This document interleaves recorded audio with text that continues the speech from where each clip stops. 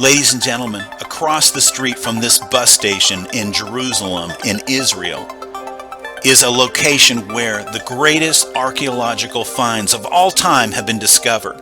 This hill across the street from that bus station is where Skull Hill is. You can see what looks like two caves that look like darkened eyes. That's Skull Hill. Over to the left side of this is what's known as the Calvary Escarpment. And in that location, the discovery of the most incredible archaeological find of all time, the Ark of the Covenant, was discovered in 1982 by Ron Wyatt. Probably, arguably, the greatest archaeological find of all time.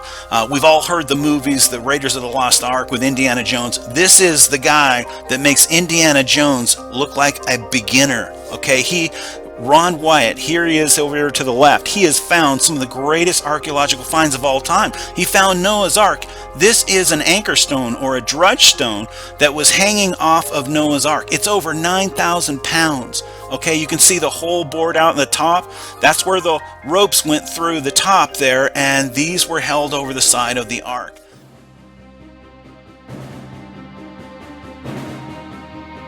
I'm Ron Wyatt. Welcome to the Ark of the Covenant dig. We've been working in this area since 1979, and shall we say, it hasn't been an easy job. In 1982, we were able to get into the chamber where we saw some of the furnishings from the first temple. Now, we accomplished that by going down through this hole here that's about 40 foot deep, and then coming out of there back up into a chimney in spelunker terminology, and then squeezing on into the chamber. We broke our way in through a hole. We went 60 feet underground. We came back up. I mean, it was a real labyrinth. But once you got in this chamber, there sat a door right at the end of the chamber. And the people that brought this thing in busted a chunk of stone loose, dug out from behind it, laid it down, cut a doorway out in there, carried this stuff in. And then they covered them with animal skins, and then they covered them with wooden boards, and then stones. They packed that thing full of stones, backed out and shoved that chunk of rock back in place and filled in behind it. And today, from the outside, it just looks like a crack that an earthquake made, and there's a lot of those in that scarp. Now, if it were just simply getting into the chamber, we could do that. But once we get in there, we have to have the ability to get all of those things out of that chamber and safely to the surface. So it's not like just treasure hunting where you go in and get whatever is there and take it out. We have to consider taking care of the objects that are beyond this wall.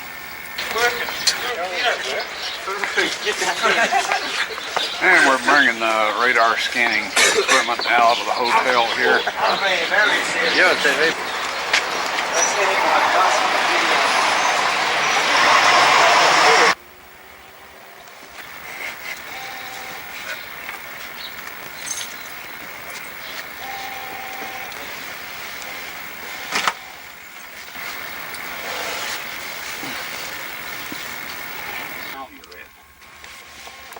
This is what, 40 feet down?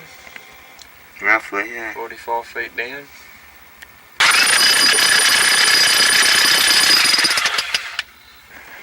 Then the hole keeps going down about how far, Simon? That's another 10 feet down there. 10 feet down to Ron down the bottom. He's found it really On the end of the jackhammer. Alright, at this point, you are 45 feet under the ground. All of the debris above us is from the many different destruction levels of Jerusalem. In antiquity, when a city got destroyed, instead of coming back, moving all the debris away, and starting from bedrock, they would just level off what was left of the city and start it from that point on up. And Jerusalem has been destroyed at least 10 times throughout antiquity. And we are down at right here is the pre-Babylonian area, or strata. Now, what I wanted to point out to you here is In front of me you see some large stones that are blocking an entrance into a chamber. Now, in order to conceal the chamber, they couldn't just block the chamber entrance itself, otherwise this would call attention to it. So they put up a veneer that went around the escarpment some distance, and this would at least confuse anybody that was looking for an entrance and perhaps make them believe that the stone veneer was there for some other reason. Now, in this particular quarry and in many others from antiquity, they would cut the stone back until they came to chambers, or where the water had eroded and dissolved the stone away. This type material was unusable for their purposes in cutting out good strong blocks of stone for building purposes. So when they cut into these chambers, they would go around and leave a thin wall between the chamber and the outside, taking all of the good stone away. So this is a situation that we're looking at here, and that we have looked at in several other areas in this particular cave complex. Now, this wall here was put up very hastily. They have had mortar back to Babylonian and pre-Babylonian times, and this wall, as you will see, instead of mortar, they used some red clay. Now this tells us that they did all of this in quite a hurry. So given all of this information and the fact that I was in a chamber in this general location, however, it is a little confusing once you crawl around through these tunnels to try to keep oriented if you don't have a compass on you.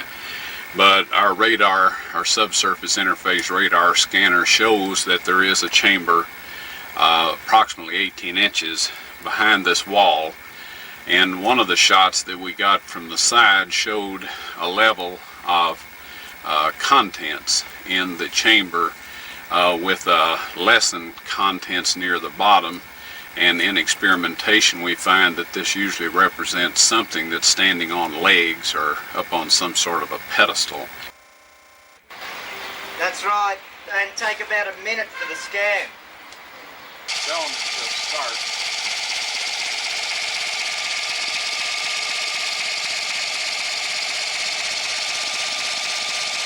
From here to here, the transducer is stationary, because it's all the same all the way down. And it looks like there's a cavern there, which I don't know what scale he had it on, so you can work out how deep it is from the surface, or from where the transducer is to the cavern, if you know what scale. You can see, Yeah. this is teensy. You think that's okay? This is frightening. Hold them all right. Sounds like I've had on top side there. Take a good look. This just caved in a little bit earlier, and that's why they had to put these boards up.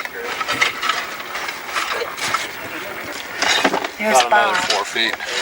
What is he doing down there, Frank? He's cleaning off, we hope, right to his right-hand side. The face of the cliff goes straight down, and we're hoping that that will be the chamber to the right if we can find our way into it through solid rock right there. Wow. Can't see it too well from where you're at, but it's been planed straight down.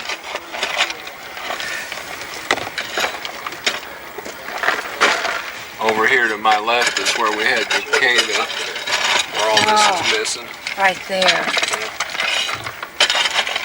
You can see I am in a very confined space, and these guys have been working in here non-stop, day after day. Probably try to find the entrance, because to use a jackhammer with all this loose material would be almost impossible. We've already had one cave in. Yeah. So we'll have to go for finding some way into it, if we can, like a door or some kind of an entrance. I think I probably better call it quits and back up behind me and exit so they can get someone in here to...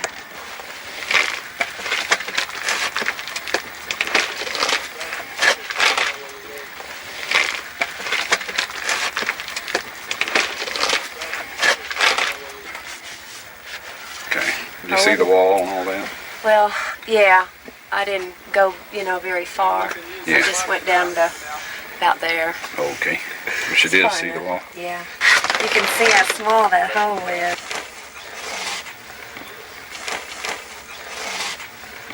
I don't know how Only they got when the in there. I roof's could coming in. hardly get in there. There's the air hose, which doubles as the communications line. Show you this whole chamber. At times there would be, how many men in here, Dale, at one time? 7, 7 8? or 8. Now I'm looking straight up now. Uh-oh, I hear... Bucket coming up. Oh, bucket. Yeah, now this is what they do. They haul the buckets up, and then All right, you got my thumb they in put there. them, Okay, go ahead. Dale puts them on, Did you oh. and Ed up there is hoisting it up through the hole. And Simon's grabbing it and handing it to Nathan. And Nathan's giving it to Mark, who's hauling it off to the dump. Pull. First time in 10 months. Well done. That's very good work. Should have knocked that one over. We're going to follow Mark over to the bus station. See, what they have to do is every time they get buckets of dirt or rock out of there, they have to walk along this path. Now we're heading towards the bus station, where this morning they got tear gassed twice. And Ron was over here dumping rock at the time and got it full force.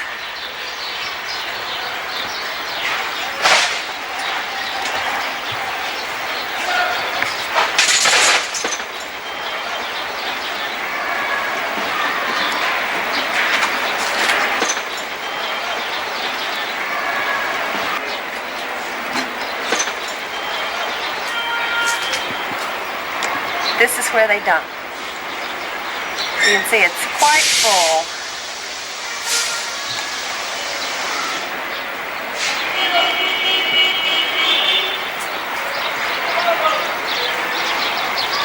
We're standing now at the edge of the garden tomb area where the bus station is, looking outwards in the direction of the excavation. Now, we're walking around. We're going to go up and look at the bus station where all the tear gas came from this morning.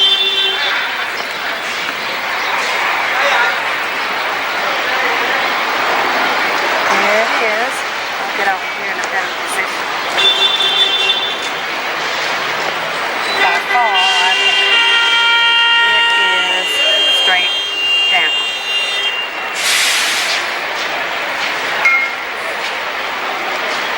Now, right over here, you can see Golgotha, Skull Hill. There's Skull Hill, and you come along here, where the wall is, down to where the excavation is, which is right there. We're looking right into the area that it is, right there. It's where Christ was actually crucified.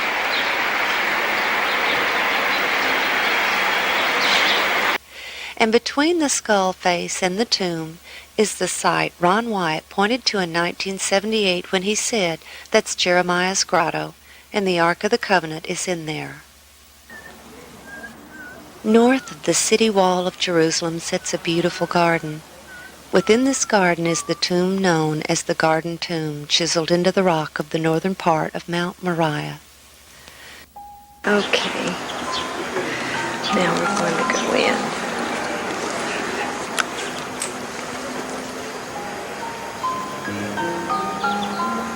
And here we can see Right back here, it was dug out more, presumably because Christ was taller to accommodate him.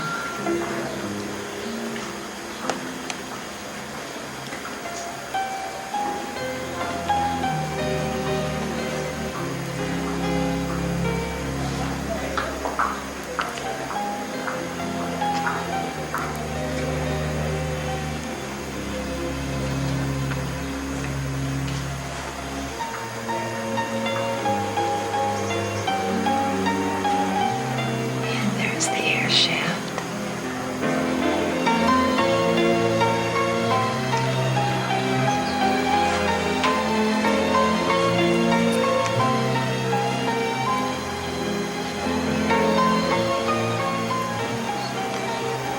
It was out this door that Christ walked.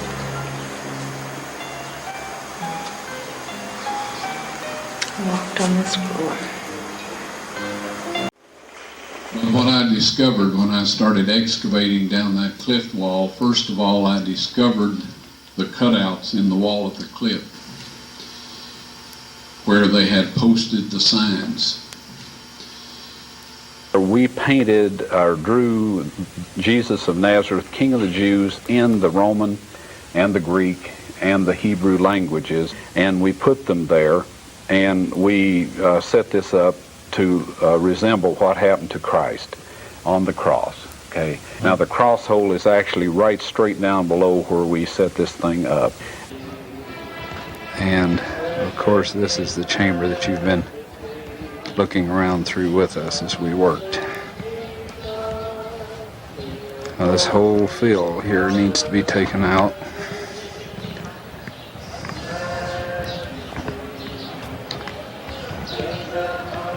Here we have niches. These are where the titles of the criminals that were crucified were placed, the name and what they were accused of. This is one right here. And then there's one right up there. And then of course there's one right under that rubble right there that we have filmed before. All of that needs to come out, and right back directly behind and under all of that rubble is a cross hole right directly below the center line of these niches. And then out from that is a first century Christian church, and the massive 13-foot 2-inch stone that sealed the sepulcher that Christ was buried in is affixed into the wall of that first century church that's buried on this site. And this then is the Calvary Scarp, or escarpment, the place outside the city on the north side where most of the traffic passed through that criminals were executed. Now, at the end of each workday, what had to happen was Ron had to get his crew together, and they literally had to try and hide the entrance to the cavern. So they literally took all the debris and rocks and dirt that they could to cover up the actual entrance into the cavern. Eventually, he got a steel door that's right there, and so that he could enter into the cavern by himself. He didn't have to have the crew, and he could lock it at night, and then all he had to do was just cover up the steel door with rocks and dirt, and no one would even know that it's there. He also built a retaining wall around there to keep all of that dirt and stuff out of there, which is actually right where the cross holes were at. Getting a little look at our fancy stonework. Anyway, I was sitting down there working on this fan, and a voice said to me, "God bless you and what you're doing here." So I looked up, and this being was up on this landing, the top of those stairs. Looked exactly like I figured Christ would have looked. And the outfit that he had on was not exactly like the Muslims wear today, but it was closer to that than it was anything else I had seen. So I said, "Are you from around here, sir?" And he said, "No." And I said, "Well, then you're a tourist." And he said, "No." And I thought, well, he doesn't want to talk with me. Obviously, I didn't know what else to say. And then he said, "I'm on my way from South Africa to the New Jerusalem." Well, that certainly eliminated a whole lot of possibilities there. Immediately that proved that he was a heavenly being. And I just sat there, couldn't say anything, and he just continued to look at me. He said, "God bless you."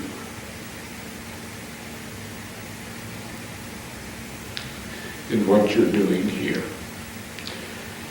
He was at the top of those stairs. And he walked right back that little short sidewalk, took a right at that big pine tree, and headed for the front gate. Well, this doctor, of all people, was the only one in earshot. And he was back under some shrubs in the shade eating his lunch, and he piped up and he says, "Ron, do you suppose we've been talking with an angel?" And I said, "At least." Well, I worked with great enthusiasm for the rest of that day. When we left the garden tube, I asked the ladies in there, I said, "What did you think of that big, tall man dressed in ancient Jewish garb?" They looked at me kind of funny. And they said, "There's been nobody in here like that today." And then one of them said, "Well, Mr. Wyatt, there's never been anybody in here like that." So somewhere between where he turned right past that pine tree and before he got to the office, he went on to the New Jerusalem.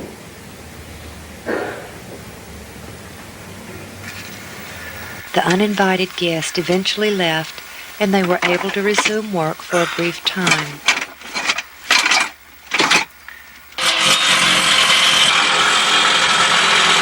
As you hear the electric jackhammer, we have been probing around up here by the cross hole, and just immediately to the left of the film container, you see some dark pigmented material. Now this appears to be dried blood, but we do plan to put some of this in the film case and take it back and have it analyzed to see if it is blood. Now this is right under the cutouts where Christ was crucified and near the cross hole that we believe to be the one he was crucified on. There, right at the very tip of the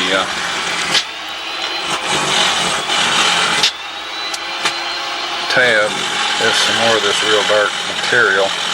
As soon as it's exposed to the light, it begins to turn a lighter brown, and this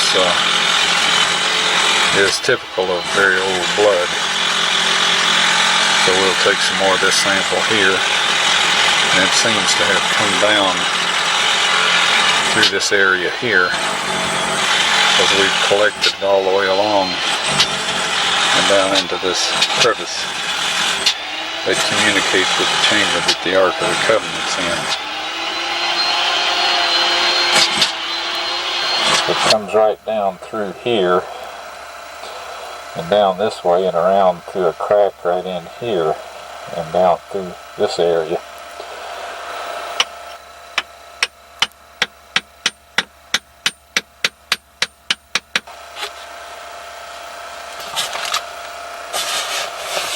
Anyway, I have several samples of it that I have taken. For many years, the specimen sat untouched. Then, in 1996, when Ron was in Great Britain, Richard and Elizabeth Reeves and their sons came to Nashville to our home. Richard had a new, unique, and very powerful microscope he wanted to show us. Tiny particles have been discovered in blood that are seemingly indestructible. These tiny particles are less than 1/10 of a micron in size, and while they cannot be seen using standard medical microscopes, new methods of microscopy have been developed which makes it possible to see them in their living state. What you see behind me is that microscope in its latest stage of development. The microscope employs an extremely bright xenon or mercury light source which can be combined with tungsten light. The light is directed across the microscopic specimen rather than on or through it in what is known as a dark field configuration. The light reflecting off the object is transmitted through the microscope and is magnified over 1,000 times. The image is then captured by a sensitive CCD camera and transmitted to a monitor for viewing at screen magnifications of up to 30,000x. Under these conditions, the tiny living particles can plainly be seen against a dark background. In 1996, my family and I made a trip to Nashville to visit the Wyatts. I brought along the microscope, which at that time was somewhat portable in its early stage of development, and set it up in the basement of the Wyatts' house. One evening, Mary Nell Wyatt asked me to take a look at some material from a burial cave to see if these tiny particles were present. Without my knowledge, one of the samples was actually the blood sample that Ron had taken from the Ark of the Covenant dig. The sample was placed under the microscope, and as the specimen began to come into focus, thousands of tiny particles, somatids if you will, became plainly visible. At that time, Mary Nell, who was standing behind me, began to weep. As I turned around and saw the expression on her face, I realized immediately that the sample we were looking at was actually the sample that Ron had found to be the blood of Christ. Okay, Mary Nell's going to take the sample and mix it with sterile water.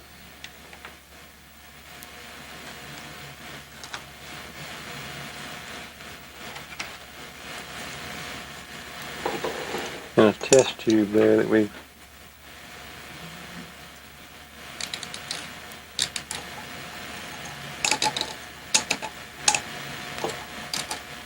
that'll be enough.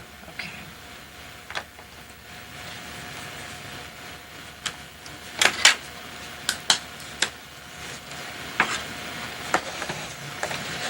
And she's going to take some sterile water and a little bit, just a drop's all we need, Mary Nell.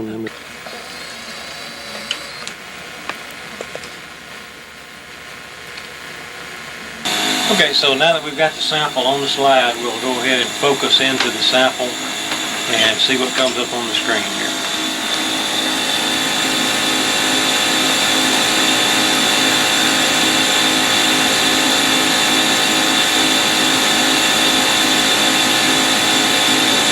And there they are, thousands of living particles, less than 1/4 of a micron in size.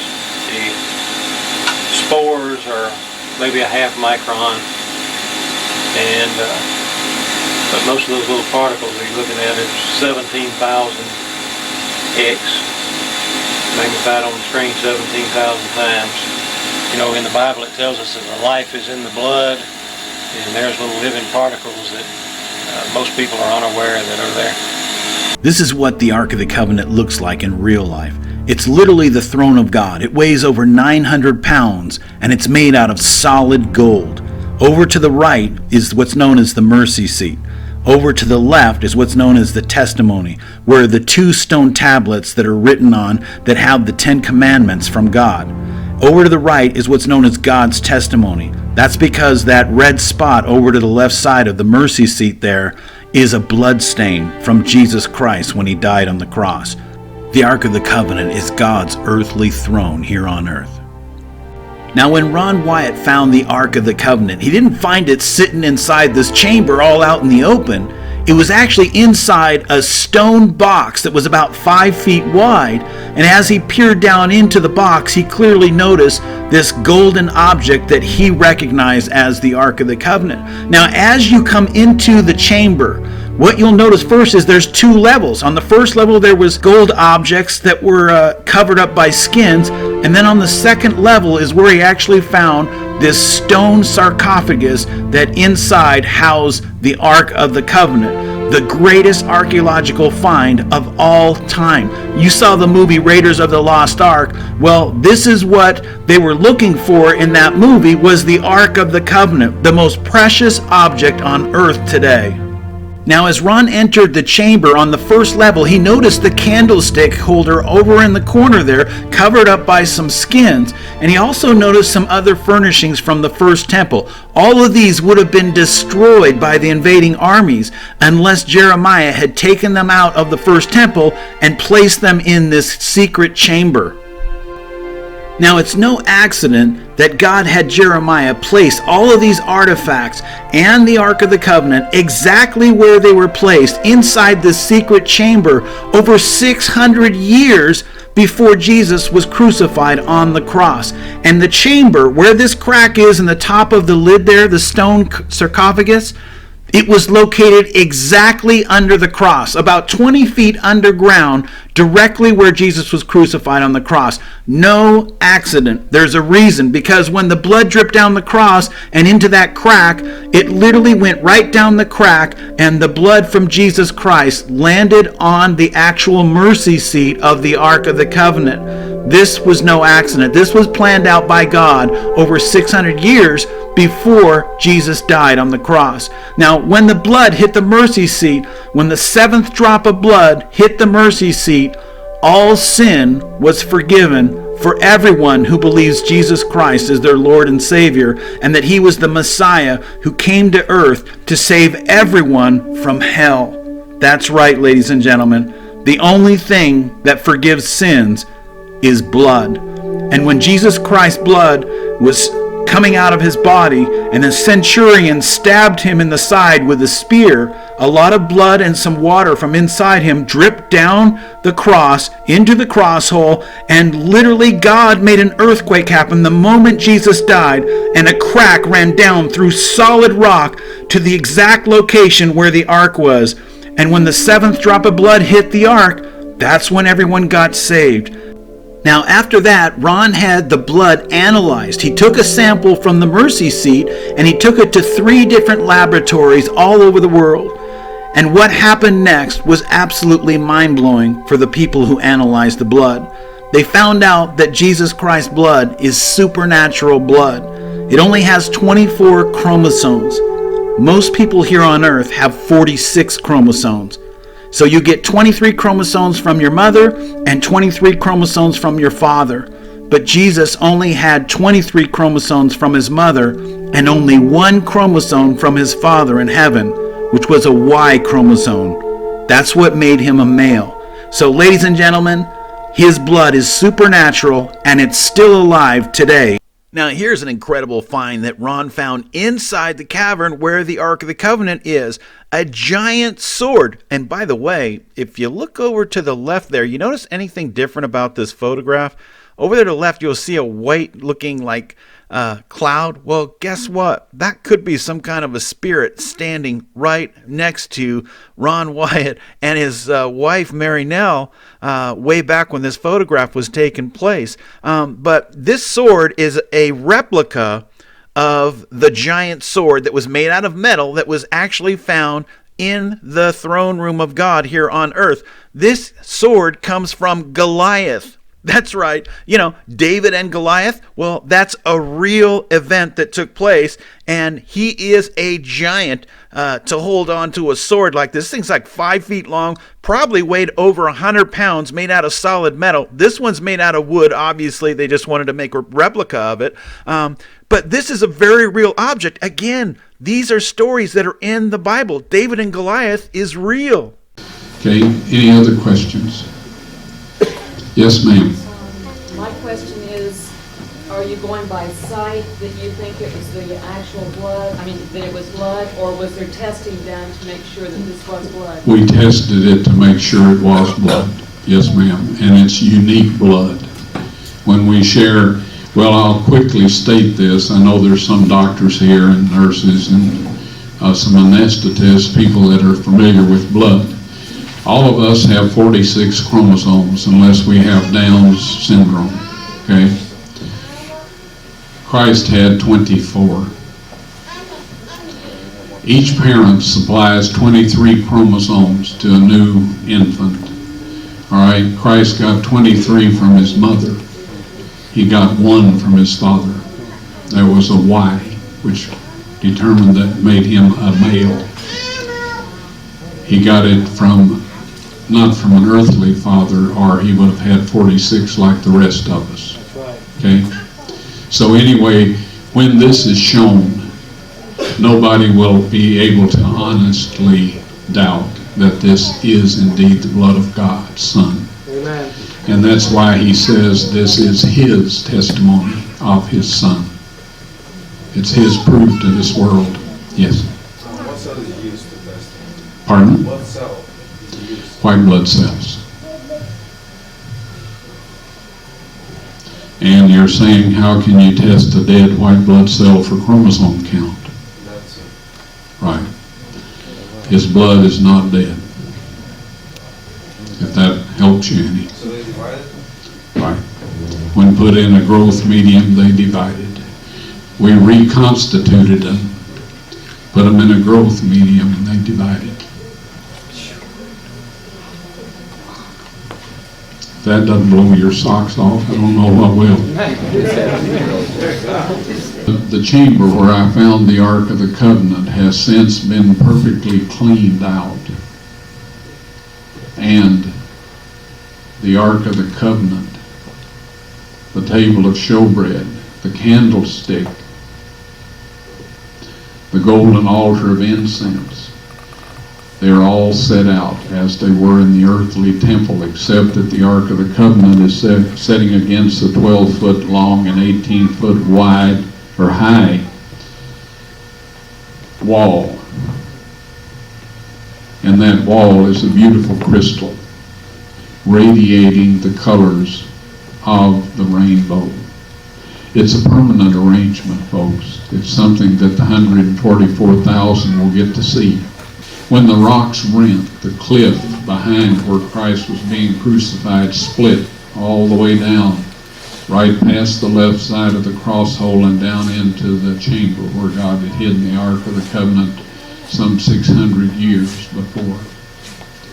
And when the centurions pierced Christ's spleen and probably the left ventricle of the heart, depending on how deep the thrust went, the blood and the platelets and serum gushed out and went down through that crack onto the Ark of the Covenant, 20 feet below, and fulfilled,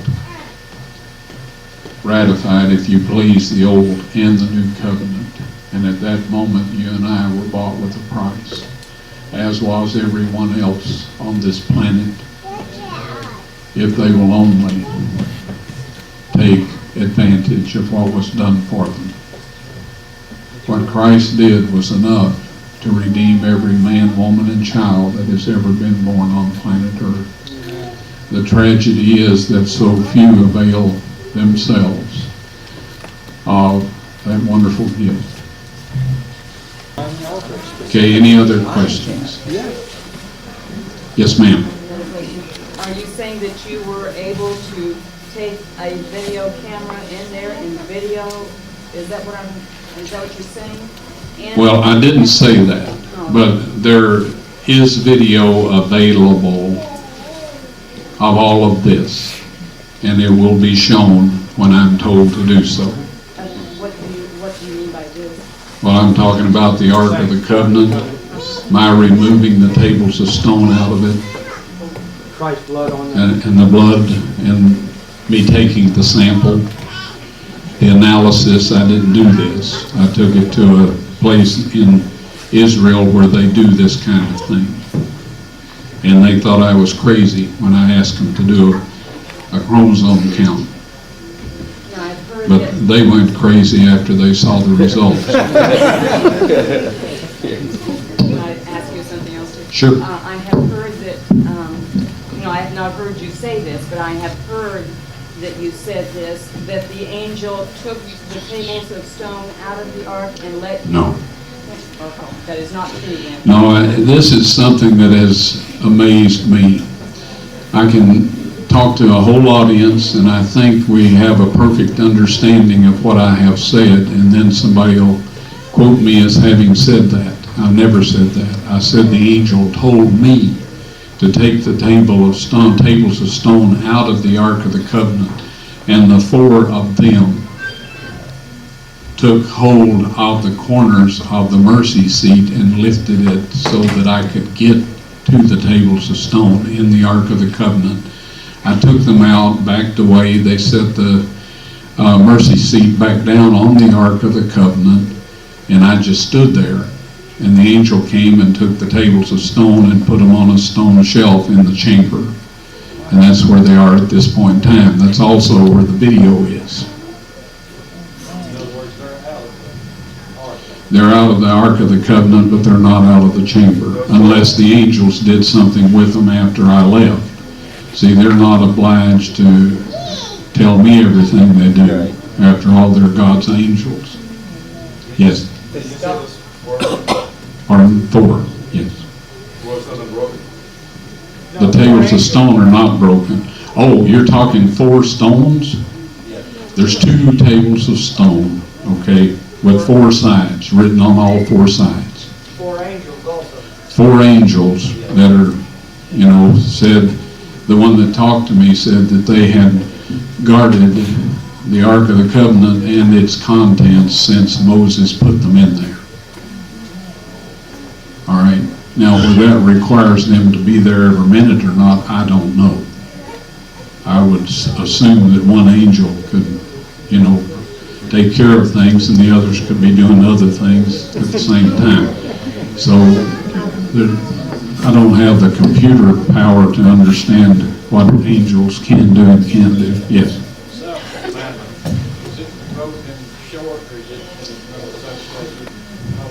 Well, it's in Proto-Aramaic, if that means anything to you. It's a script that all philologists can read easily. And it's written, it doesn't have vowels or punctuation. The Bible in one place talks about God's 10 words. Well, all of these things are jammed together until the commandment is finished. And then, of course, it stops. So there's no punctuation, no vowels. Written in what language did you say? Proto-Aramaic. And you can look that up in books that discuss philology. Sir? What keeps the Israeli government from going into this site? The 6 Israelis that died in the attempt to go in and move it. Were you out? Yes, he was out. You were out. Okay. Anyway, it was decided to move it out of occupied territory into unquestioned Israeli territory, which seems like a noble project. But the men that went in to move it died before they even got near the chamber. So as far as I know, there hasn't been any more attempts. Yes? You said they were dressed up as Levites? They were right. They were dressed in Levitical type clothing, as described in Leviticus, Exodus, Leviticus, and all of that. The stone, what type of material is it? Is it like granite, or can you identify? The stone that the tables are written on. Yeah. Well, I don't want there to be any confusion about these because people will see them. All right? And I'm not a geologist, and we have not tested the tables. Well, they originally originally set, I mean, people say the original tables that Moses broke were sapphire stone. I have no knowledge of whether they were or not, except that God told Moses, make another set of The new tables set was probably not like unto the first. I would assume that if the first were sapphire, the second would have been, and they're not. I see, okay. Okay. Now, the reason I don't describe the tables of stone is this. If something is described to us that we've never seen, our mind makes a comparison with something we have seen. And this is an automatic. It's not something we do for meanness or for goodness, either one. It just happens. And then after a certain amount of time has passed, we forget that this was a comparison. And so somebody one day will say, Ron Wyatt told me that the tables of stone looked like my Aunt Martha's scrub board. Because you see, that's what they compared my description to. And so for that reason, I'm not describing anything more than I have here, because you'll get to see them. If you wouldn't get to see them, then, you know, I'd have to try to draw it or do something so you could understand about it. Okay, there's a question back here. When you video this, does it mean when we see this video that we will see these four angels? Yeah, angels do appear on video and pictures. And I don't believe in vampires, so. Was other excavation, this chamber you found wasn't originally connected to this other tunnel, was it? Yes. I don't know if it was something, see, God knows all these things from day one, so he may have had this all set up, ready to go. How was the lettering etched on there? Well, it's burned in, and I said I wouldn't do any more describing, but I will do this. If you can picture a tray of butter, and someone with a perfect handwrite, and they write it in there, and then it turns to stone, and the letters become etched as with fire. In other words, melted into the stone. Then you can understand it. Otherwise, that's just, you know, the best I can do on the description. The cliff behind where Christ was being crucified split all the way down, right past the left side of the cross hole and down into the chamber where God had hidden the Ark of the Covenant some 600 years before. And when the centurions pierced Christ's spleen and probably the left ventricle of the heart, depending on how deep the thrust went, the blood and the platelets and serum gushed out and went down through that crack onto the Ark of the Covenant, 20 feet below, and fulfilled, ratified, if you please, the Old and the New Covenant. The angel descended to roll back the stone, and there was a great earthquake. I believe that God closed the crack at that point in time, because there's no evidence of any surface water, rain, or dirt, dust, anything else having fallen through that crack, other than just the blood of Jesus. We basically went there to find Noah's Ark. And, you know, my dad just kind of worked at the hospital. He just saved up some money. And one day he came home and he said, well, guys, I'm flying out to go to Turkey in 3 days to go look for Noah's Ark. And we said, Dad, you got to take us. From that first rock, we found an anchor stone that was taller than we are. And at the top was a hole. It was teardrop shaped, and there was a big round hole, and the hole was smooth, like it had been rubbed, you know, smooth. And my dad said, that's an anchor stone. That was one of the anchors for Noah's Ark.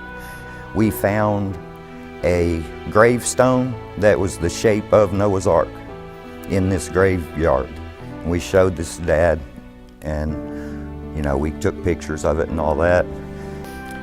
You know, the miracle of us finding Noah's Ark, the car dying on the side of the road, that was one of the first times that God so directly, quickly answered a prayer. I mean, without a doubt, you know, those were 3 miracles when that car died. And just to be us and our dad, and for us to get to find all that, it's impossible. So it was all a miracle, every bit of it. We didn't do anything on our own. We prayed about everything, and God led us right to it. Chamber where God had hidden the Ark of the Covenant some 600 years before. And when the centurion's spear pierced Christ's spleen and probably the left ventricle of the